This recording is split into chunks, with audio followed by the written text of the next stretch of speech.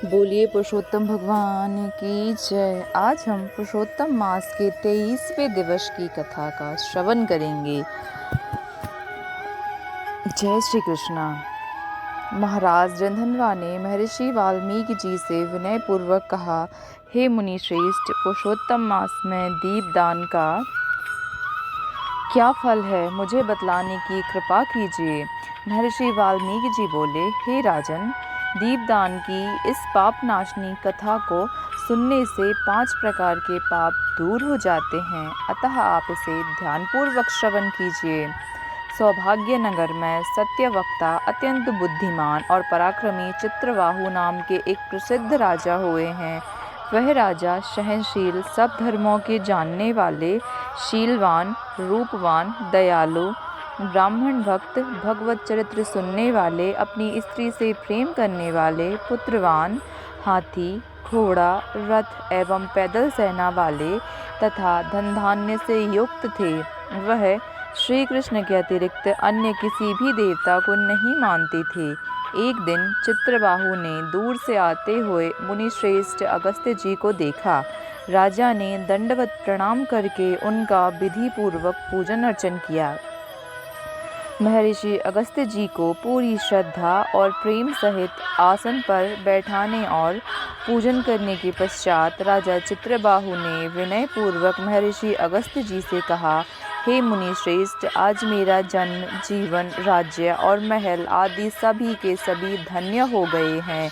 जो भगवान श्री कृष्ण के सच्चे सेवक आप मेरे घर पधारे हैं। तारों की चमक तभी तक है जब तक सूर्योदय उदय नहीं होता। इसी प्रकार अन्य ब्राह्मण तभी तक पूजनीय हैं जब तक वैष्णव ब्राह्मण नहीं आ जाते। अगस्त्य जी बोले, हे चित्रबाहु, तुम धन्य हो तथा तुम्हारी प्रजा धन्य है, जो तुम सरीखे वैष्णव राजा से रक्षित है। उस राज्य में ना रहें जहाँ वैष्णव राजा ना हो।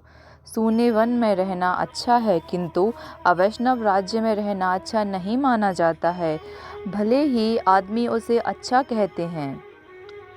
जो श्री कृष्ण के चरण का आश्रयी हो, उसके ही राज्य में प्रजाजन सुखी रहती है। हे राजन, आज मेरे नेत्र सफल हुए जो तुमको देखा, और वाणी सफल हुई जो तुम्हारे साथ बातचीत की। इस राज्य का आप पालन कीजिए, यह मेरी आज्ञा है। अब मैं जाता हूँ। श्री नारायण जी आगे बोले। इस प्रकार कहकर जो अगस्त्य ऋषि जाने को तत्पर होने लगे, तब राजा चित्रबाहु की ईश्वर भक्त और पतिव्रता रानी चंद्रकला ने आकर उन्हें भक्ति पूर्वक प्रणाम किया। अगस्त्य जी बोले, अटल सौभाग्यवती रहो और भगवान श्री कृष्ण भक्ति तथा पति सेवा में तुम्हारी प्रीति इसी प्रकार बनी रहे। जब महर्षि अगस्त्य जी यह आशीर्वाद दे रहे थे, तब महाराज चित्रबाहु सिर झुकाकर और हाथ जोड़कर बोले, मेरे पास अटूट संपत्ति है, अकंटक राज्य है, पतिव्रता, आज्ञाकारिणी पत्नी आदि सभी सुख 21 पुण्य से मुझे प्राप्त हुए हैं। श्री नारायण जी बोले, जब राजा ने इस प्रकार मुनि से निवेदन किया, तब महर्षि अगस्त्य जी ने एकाग्र मन से ध्यान करने के बाद राजा को उसके पूर्व जन्म की यह कथा सुनाई। महर्षि अगस्त्य जी ने राजा से कहा, हे राजन, मैंने तुम्हारे पूर्व जन्म का सब चरित्र जान लिया है।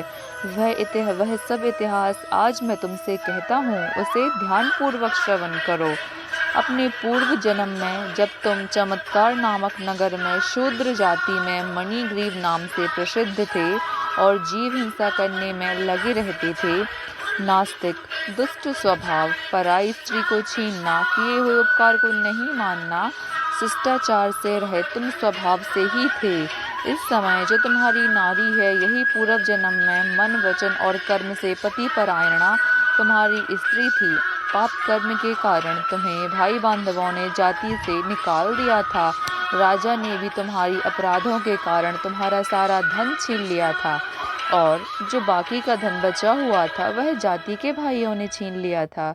इस प्रकार धन नष्ट होने पर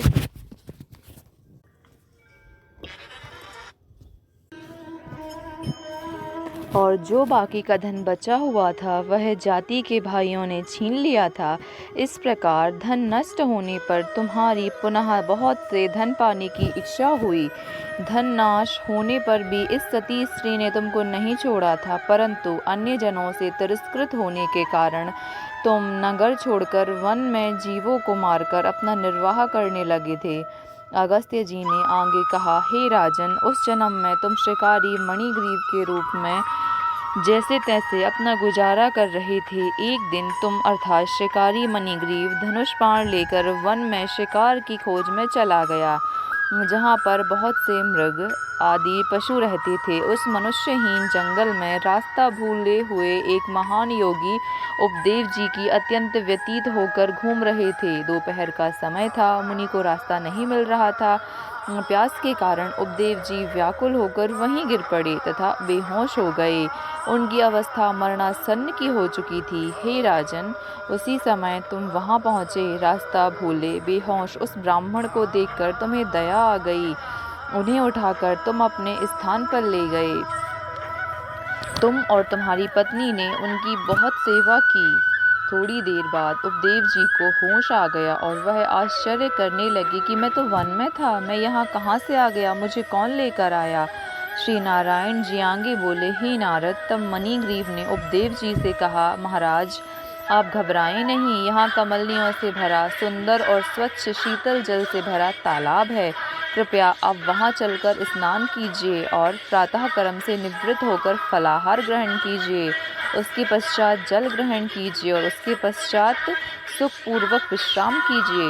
उपदेव जी ब्राह्मण होश में आने के पश्चात मणिग्रीव की बात सुनते हुए प्यास लगने के कारण उठे। तब मणिग्रीव ने उनको सहारा देने के लिए भुजा पकड़ ली। उसी के सहारे वह ब्राह्मण तालाब पर पहुँचे और किनारे पर पुनः विश्राम करने लगे। तालाब के किनारे बट वृक्ष की छाया में विश्राम के बाद स्नान कर नित्य कर्म कर वासुदेव भगवान के पूजन में लग गए। उसके पश्चात देवता तथा पितृ तर्पण किया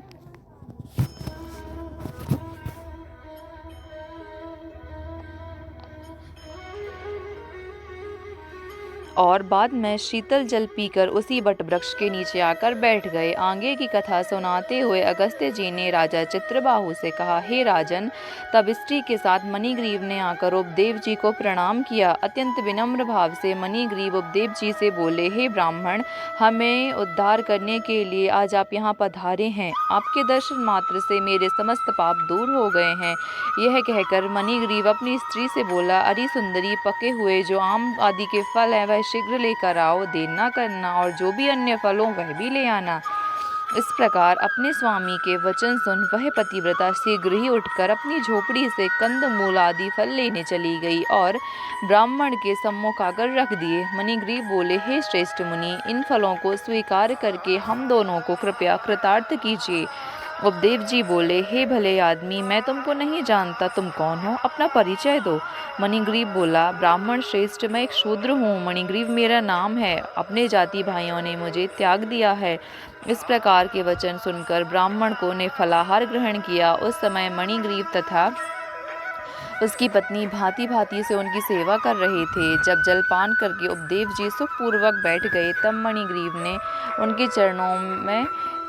चरण गोद में रखकर दबाए तथा उनकी पत्नी ने उनकी हवा करना प्रारंभ कर दिया। मणिग्रीव जी बोले, हे मुनि श्रेष्ठ, इस भयंकर निर्जन वन में जहाँ हिंसक जीव विचरण कर रहे हैं तथा जल भी प्राप्त नहीं होता है, आप यहाँ पर कैसे पधारे हैं? आपका यहाँ पर कैसे आगमन हुआ है?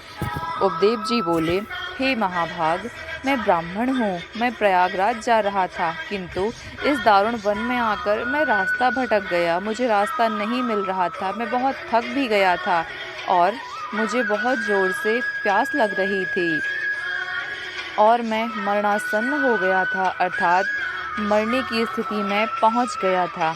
तभी तुमने मुझे जीवन दान दिया है। हे मणिग्रीव, तुम दोनों स्त्री पुरुष ने इस घोर वन में वास क्यों लिया है? वह कौन सी बात है जिसके कारण तुम इस घोर वन में निवास कर रहे हो?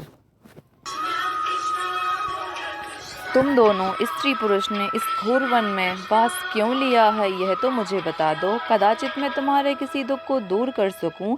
इस तरह की मनोहर और प्रेम पूर्ण वाणी सुनकर अपने मन में दुख दारिद्र से मुक्ति की लालसा लिए मणिग्रीव अपने दुष्कर्मों और उनसे प्राप्त इस करुण दशा की संपूर्ण गाथा उपदेव जी को सुनाने लगा। इति श्री पुरुषोत्तम मास महात्म्य दृढ़धन्वापाख्यान नामक त्रयोविश अध्याय समाप्त। बोलिए पुरुषोत्तम भगवान की जय।